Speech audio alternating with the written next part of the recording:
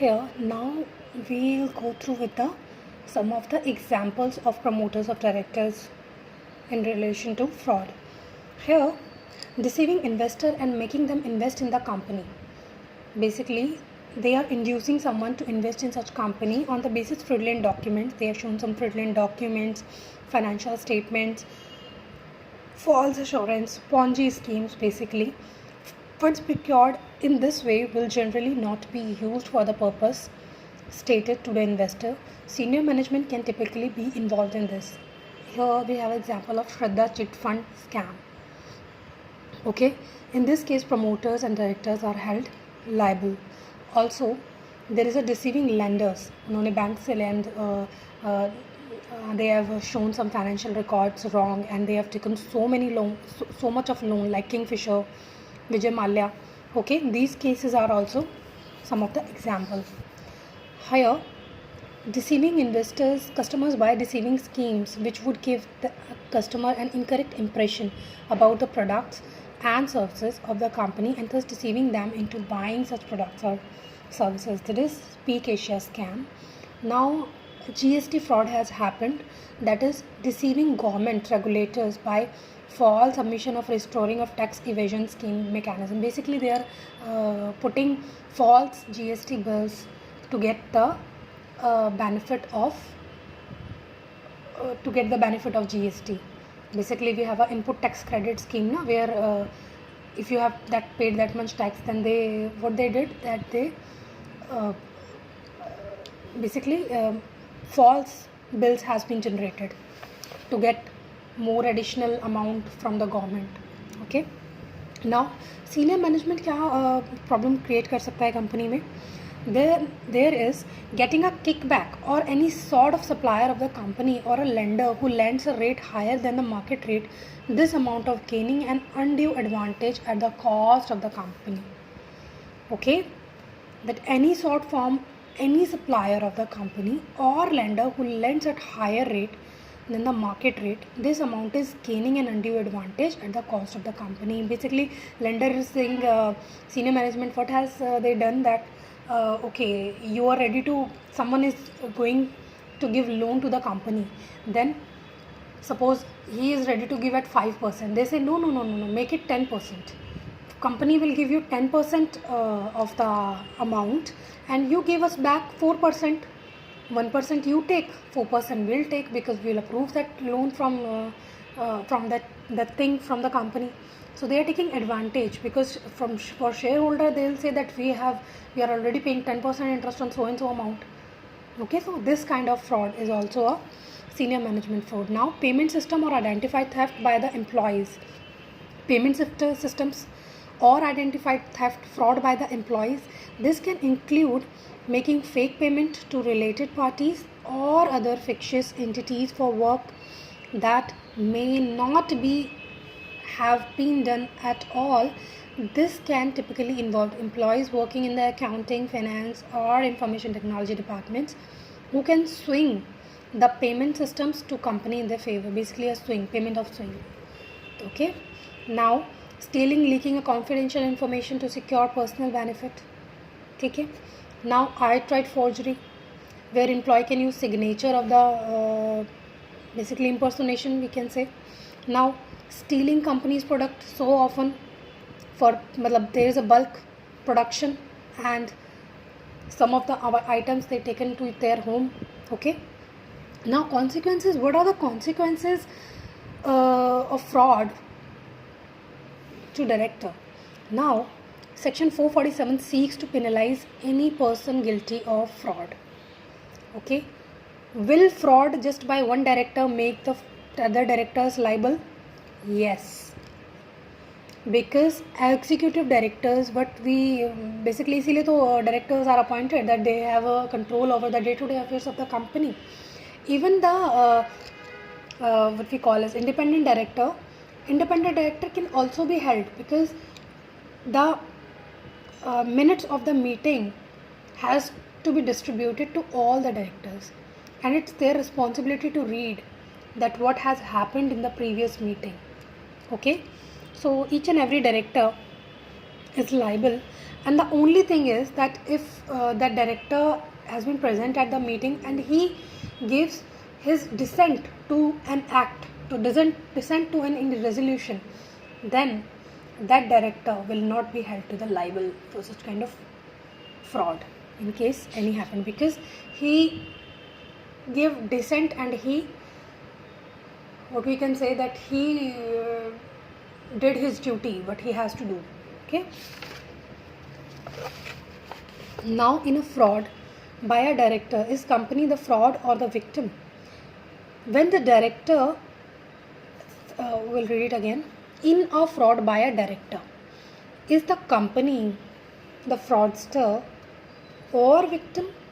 What the company is the company victim because that fraud has been done by the director, or company has a fraudster in this case?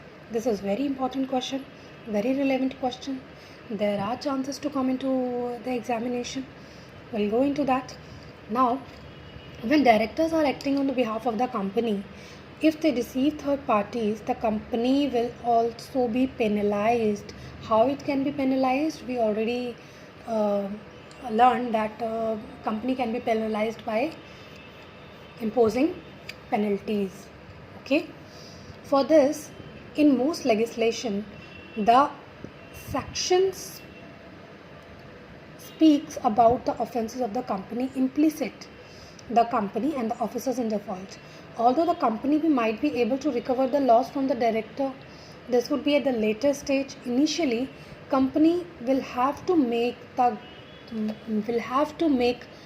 good the losses of the third party to pay the penalties for the violation. Yes, company is a fraudster in this case, because company may recover that amount from the director at a later stage, but initially company has to pay the penalty or the amount to the victim. Okay. Now, how much do you curb the seeds from sprouting in the first place?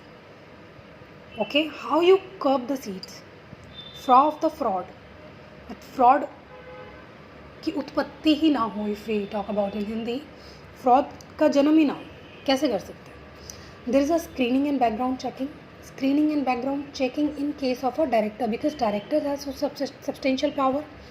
Okay, every decision has to be taken by the board, and board is responsible, and board is the only, we can say, the most of the time is the person involved in the fraud. So here we can say, if we are going to the first place, such substantial power in the hands of the director, section 179 subsection 1 of the Companies Act, and involves a senior employee in functioning of the company from scratch, it is only appropriate that there is abundant screening, background checking and verification before someone is recommended or for and appointed to director and senior management position. In case of regulated entities particularly, there would be some kind of fitness and probity norms.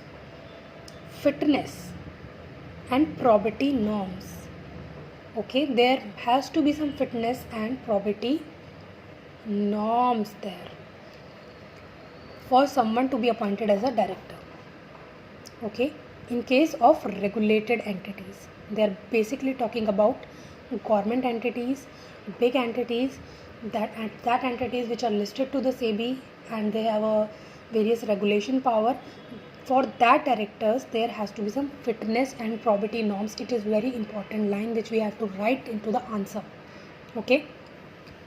Now further, in cases where foreign nationals are appointed as director, this checking would be exhaustive, since criminals in the country might flee and join entities in the country, miles flies basically.